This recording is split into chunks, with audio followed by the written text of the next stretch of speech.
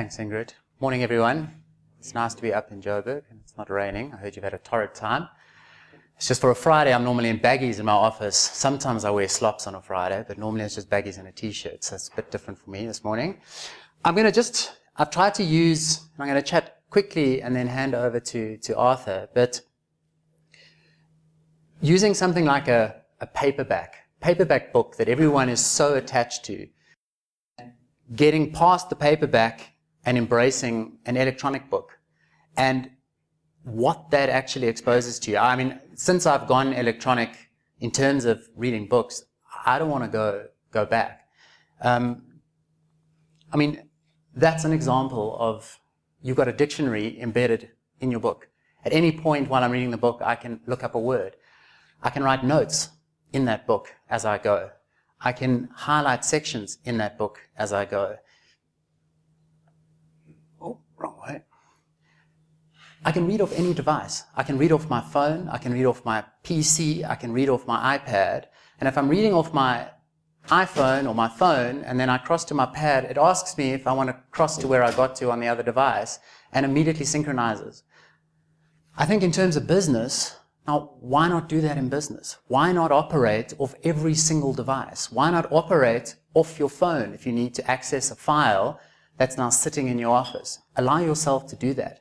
Allow automatic synchronization, distributing and putting documents in from your phone or from your tablet.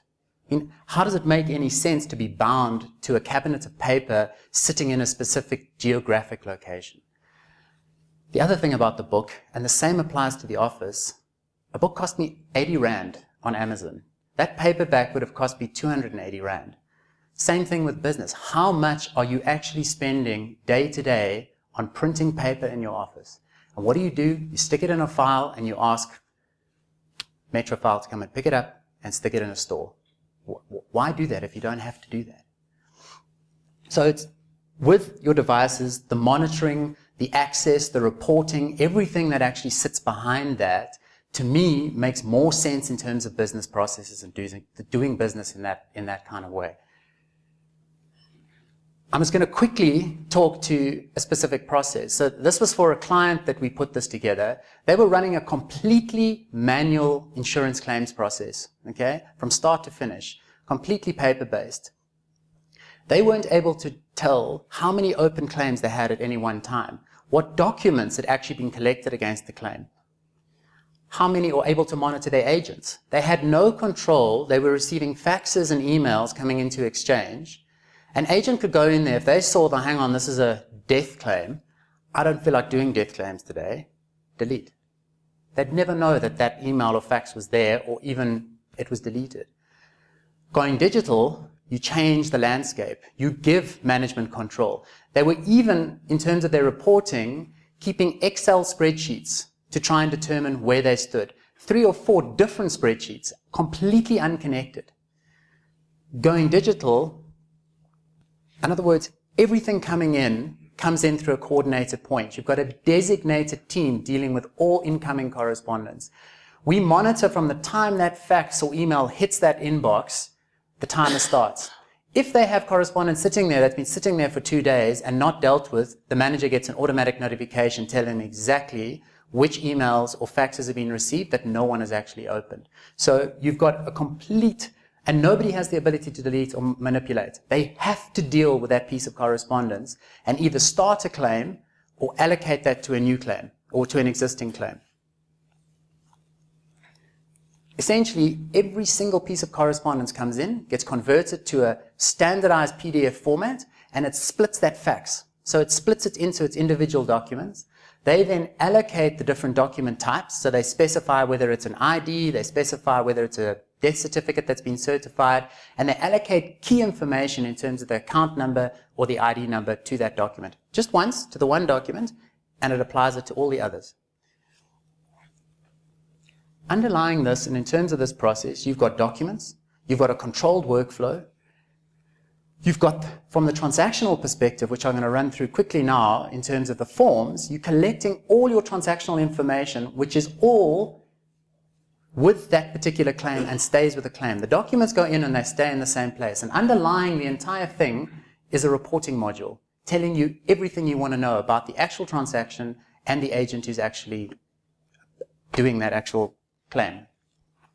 So it goes through pre-assessment, assessment, final assessment. It can at that point get rejected, or it moves on and they calculate how much they're actually going to pay the person. So it literally goes through controlled, defined steps and the pre-assessment guys cannot see what's going on in assessment. So once they've passed that task on, it's gone.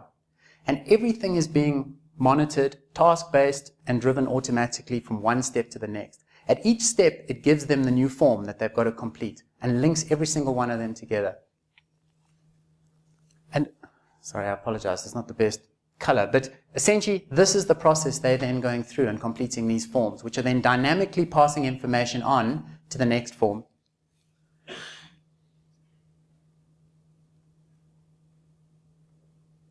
I mean, even the contact details here. So all these details are kept. We use these contact details to dynamically create at the end of the process either that rejection letter or the approval letter.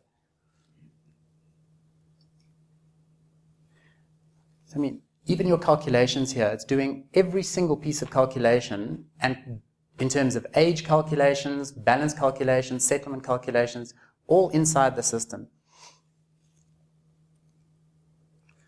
And produces a final letter. There's absolutely no reason you can't do this whole process completely electronically. It's a company and a process that's running completely manually, which has been dynamically converted. The time taken now to process a claim is roughly 5 minutes. They didn't know how long it took them. They had claims sitting in there that were active for 5 months. They didn't know that they had to still collect an ID document. So I think I'm going to stop at that point, and I'm going to ask Arthur to come up. If you'd like to see more, I am hooked into the actual system itself. If anyone would like to actually look at the claim system, it is all here. Thanks.